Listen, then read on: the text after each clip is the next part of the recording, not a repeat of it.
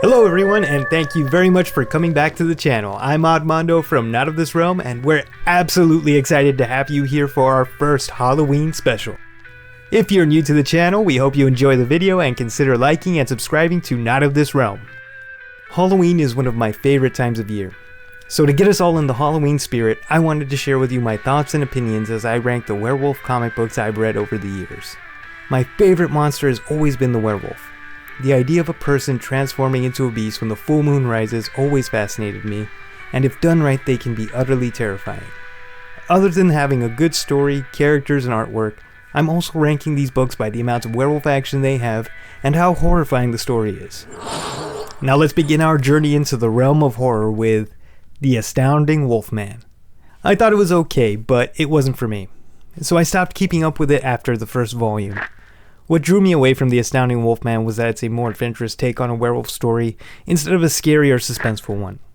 Sure, there are some shocking and violent moments, but it's inconsistent with the overall tone. I think writer Robert Kirkman focuses too much on the concept of a werewolf superhero instead of the storytelling and character development. By that I mean there's a lot of telling and not showing. The first story arc, for example, has a lot of characters standing around in the house, kitchen, or rooftops, talking about all of the action and world building that I would have loved to have seen instead. This ends up becoming an issue for me when it comes to the artwork. I think the animated art style by Jason Howard is fantastic.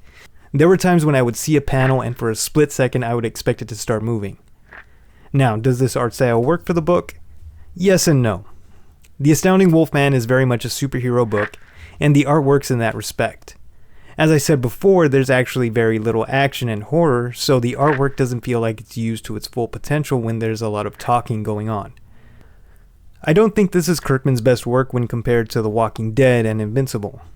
I can understand fans of those books and Kirkman's other work enjoying The Astounding Wolf-Man, but I didn't keep up with this after the first story arc. I think having a werewolf in a superhero world has been already done, and more effectively by my next pick. Jack Russell, otherwise known as the Werewolf by Night, made his first appearance in Marvel Spotlight #2 in 1972. He was created by Jerry Conway, Roy Thomas, Gene Thomas, and the legendary Mike Ploog. Werewolf by Night has maintained a presence in Marvel since then, with various story arcs and special appearances by different creative teams. More recent comics have been a mixed bag in my opinion because they mostly tend to favor the plot or premise over the character's development and personal journey. Other than the earlier books, I think Dead of Night, Werewolf by Night from 2009 is a solid storyline. It has the advantage of having more mature content because it was published under Marvel's Max Comics banner. Written by Dwayne Swarzynski, it shows what life is like for Jack, and then delves into a plot that reveals new details about his past. The artwork by Marko Drjevic, Miko Suyayan, and Pat Zurcher is great and takes full advantage of being published under Marvel's Max Comics banner. Even though I'm not the biggest fan of Werewolf by Night runs in the past few years, I think they are good for the most part. My preference definitely leans towards the older storylines, so I highly suggest checking them out if you get the chance. Things are gonna get real good because now we're getting into my top 5 books, starting with Jughead the Hunger. It's a very fun and entertaining book that takes place in an alternate universe of the Archie comics. I really enjoyed the B-movie charm and how it embraces the teen melodrama. The plot is simple and to the point with the kind of twists you'd expect from a soap opera, but Frank Thierry's writing makes it work. He focuses on developing the characters' emotions and relationships with one another after they've discovered Jughead is a werewolf. If none of that interests you, don't worry. Thierry includes lots of werewolf action that's beautifully rendered by the artwork. Pencils by Mike Walsh, Pat and Tim Kennedy, and Joe Yzma do an excellent job with the werewolf designs, transformations, and gruesome violence, along with the inks by Bob Smith and Jim Amash. I also love the atmospheric hues of red, blue, yellow, and green by colorists Dee Cunniffe and Matt Herms. They do an excellent job of setting the moody tone of the book. If you're interested in a bloody, vicious, and entertaining werewolf story that has the spirit of horror movies from the 50s and 60s with some teen drama mixed in, then you really should check out Jughead the Hunger. In 4th place I have Curse. Curse is a 2014 limited series from Boom Studios. I would describe it as a tense psychological thriller along the lines of Prisoners with a touch of Silence of the Lambs. I think the premise of having Lanny Griffin, a man with a werewolf by the name of Anton held captive in his basement in hopes of getting a cash reward is an interesting idea that's executed very well. Like the impending full moon, the tension and stakes continuously rise with the police closing in on Lanny. Lanny's scenes with Anton are my favorite parts of Curse, which is due to the excellent dialogue and character interactions written by Moretti and Daniel. I really like how it's what Lanny wants to achieve and the choices he makes because of that which drive the plot, and the werewolf lore Michael Moretti and Tim Daniel establish in this book, as well as the artwork by the incredibly skilled Colin Lorimer and Riley Rossmo. It's a smart and effective choice to have their artwork depict different aspects of the story.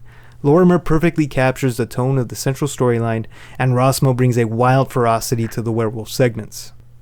I find that it keeps me invested and engaged in the story when all of these elements work well together, even when I think one of them, in this case the plot, isn't particularly strong. This is one of the occasions where I think the story needed more time to develop the character motivations and the effect they have on each other's journey. It's a minor flaw in an otherwise excellent story that always keeps you wanting to find out what happens next. In third place is Moonshine. The title and premise of a werewolf story set during the Prohibition era in the Appalachians is simply brilliant. The story follows Lou Perlow, who is given the chance to go to the isolated backwoods of West Virginia and make a deal with Hiram Holt for his infamous moonshine. What Lou doesn't know is that Holt and his family are harboring a dark secret. Writer Brian Azzarello and artist Eduardo Rizzo do an excellent job of not only making it feel like this time period, but taking full advantage of the circumstances to drive the narrative. The story is a slow burn, but it's always intriguing nevertheless. Azzarello does a great job of building the suspense and danger around the crime story. The werewolf only shows up for a few times in the first story arc, but when it does, Eduardo Rizzo makes it count. I think the use of shadows and the less is more approach is very effective for giving the werewolf an ominous and imposing presence. Although we don't get a lot of the werewolf, I would say that the characters and the historical drama at the center of the story is strong enough to stand on its own. If you're looking for something similar in tone to The Walking Dead, or you prefer horror that is focused on human drama and cares more about the quality of the horror than the quantity, then I think you'll really like Moonshine. And second place goes to Ferals. It's got almost everything you want from a werewolf story. A ton of werewolf action, a high body count, intense violence, and an obscene amount of gore and gratuitous mature content. Someone should seriously talk to artist Gabriel Andrade and tell him to get some help. Plus, you have the benefit of characters and a plot written by David Lapham that are more than serviceable and enough to keep you interested in the story. What holds back Ferals from being my favorite werewolf comic book are a few things. The first being that there's a lack of transformation scenes in the first story arc, which I think is a crucial element in any werewolf story. Nextly would be the werewolf lore is a little convoluted in my opinion. There is a whole issue dedicated to explain the culture behind the werewolf that I found a little confusing, but that could just be me. Finally, it's graphic imagery. It's one of my favorite things about Ferals, but it can definitely make it unappealing to some people, and that's totally understandable. There were plenty of parts throughout the first story arc where even I was shocked and terrified by what was taking place. If you're a fan of An American Werewolf in London, The Howling, Terrifier, or slasher movies from the 70s and 80s, then you're gonna love Ferals. And at the top spot, I have Wolf Moon. Cullen Bunn, you genius I hate how much I love this story. It practically meets all of my expectations and criteria for an excellent werewolf story. My favorite thing about Wolf Moon is that it's an innovative take on the werewolf legend that puts thought and time into developing the rules for how the werewolf curse works. It's superbly woven into the story as we learn about the curse with the central character Dylan Chase. The story follows him as he hunts down the wolf for destroying his life and family and to hopefully prevent it from happening to anyone else.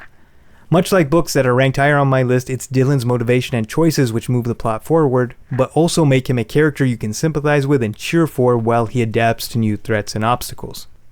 Another thing I really like about this book is that it reminds us that werewolves are horrifying monsters that will brutally take the life of anyone that crosses their path.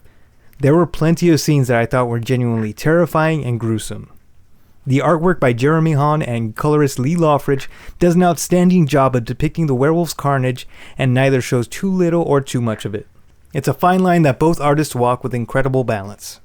I think Wolf Moon is a masterfully crafted story told by the entire creative team and is an absolutely awesome addition to werewolf lore. I highly recommend adding it to your collection if you don't already have it. If you're looking for a werewolf story to get you in the Halloween spirit, then these books are sure to do the trick. Or treat. I'm sorry. As an apology for that terrible joke, I've also made an honorable mentions list. These are werewolf stories that are single issues or story arc in a larger title. Firstly, we have Fables. The character of Big B Wolf is the big bad wolf of legend. I like to think of him as werewolf adjacent. But if you're looking for a specific storyline, I suggest Werewolves of the Heartland. Then we have Hellboy, the Wolves of St. August. Creepshow, Joe Hill's Wolverton Station. And Batman Full Moon. This one just came out this week. I just read it and it is awesome. Did you read any of these werewolf comic books? What did you think? Is there a book I didn't include that you recommend? Let us know in the comments. And don't forget to give us a thumbs up if you enjoyed the video. If you're new to the channel and interested in movies, comic books, and action figures inspired by the realms of sci-fi, horror, and fantasy, then please consider subscribing to us. I'm Oddmondo from Not of This Realm. Be safe, take care, and beware the moonlight.